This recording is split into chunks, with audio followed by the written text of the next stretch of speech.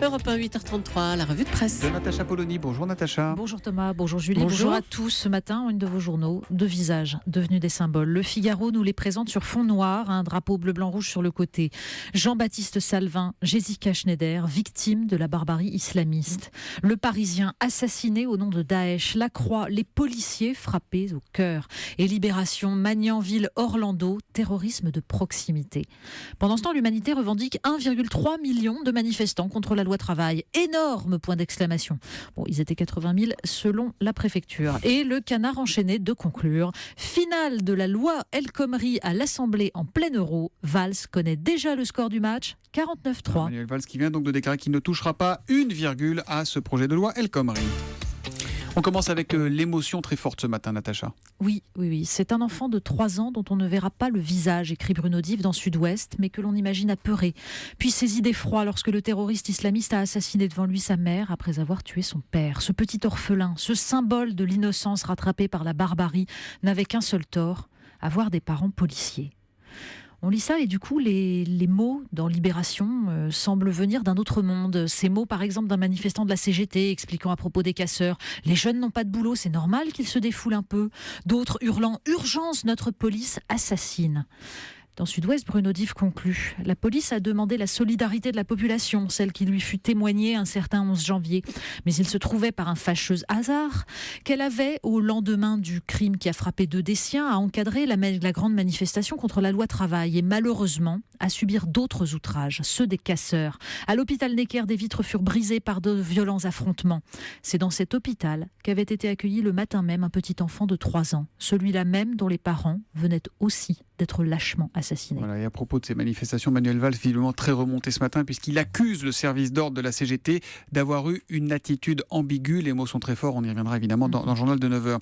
On parle beaucoup de djihadisme, forcément, c'est la conséquence. Mais oui, ce sont les mêmes réflexions qui reviennent sur notre impuissance face à ce que Libération appelle donc le terrorisme de proximité.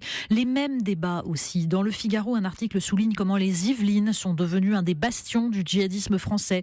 Trappes est le lieu des premières émeutes confessionnelles en France, rappelle un policier évoquant les heurts après l'interpellation en 2013 d'une femme en voile intégral. Un autre souligne « Aucun endroit n'est épargné, le phénomène de communautarisation et d'insularité s'observe partout avec l'infiltration et l'invasion dans le tissu scolaire, associatif, sportif, c'est une lame de fond. » Avec, déplore-t-il surtout, le déni d'un certain nombre d'élus qui relèvent en réalité de l'acquiescement et de la connivence intellectuelle. Les mots sont extrêmement graves. Alors un peu plus loin, Guillaume Perrault s'interroge sur cette riposte du gouvernement qui ne s'est pas fait attendre, dit-il.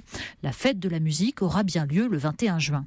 A-t-on déjà vu une guerre se livrer et se gagner dans un pays qui se considère toujours en paix, se demande Guillaume Perrault. L'état d'urgence a été plébiscité par nos concitoyens, mais pas question pour autant, dans l'esprit des Français, de hiérarchiser des droits contradictoires. L'État considère qu'il ne peut plus poser des limites à quelque liberté que ce soit au nom de l'intérêt supérieur du pays. L'opinion réclame à la fois des conditions de vie inchangées, l'infaillibilité de la police et le risque zéro pour les manifestants imprudents qui restent à proximité des casseurs.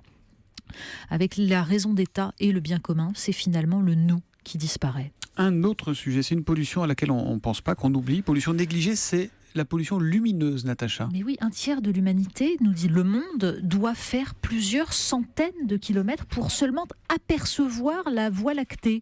Et pour ceux qui rêveraient des nuits étoilées du désert, manque de chance, les pays les plus touchés avec Singapour sont le Koweït, le Qatar et les Émirats arabes unis, avec des lumières allumées évidemment toute la nuit. Qui s'étonnera que cette humanité enfermée dans sa bulle de lumière artificielle sombre dans une carence métaphysique mortifère? Cette humanité qui a oublié les mots de Pascal devant la voûte céleste, le silence éternel de ces espaces infinis m'effraie. Se confronter à sa petitesse, c'est le meilleur remède contre le nihilisme.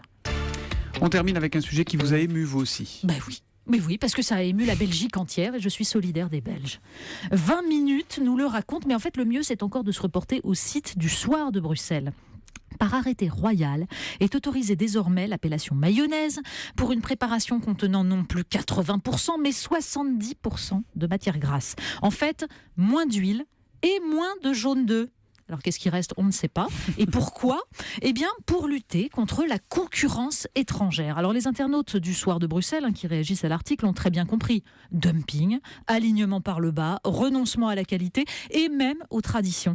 C'est finalement formidable cet article et les réactions des internautes. C'est un petit cours sur la mondialisation libérale et sur ses conséquences politiques. Révolte du peuple, défense des identités, etc. Avec Natacha Polony, même la mayonnaise fait de la politique. La revue de presse revient demain à 8h30 sur Europe 1. Demain, Natacha. À demain.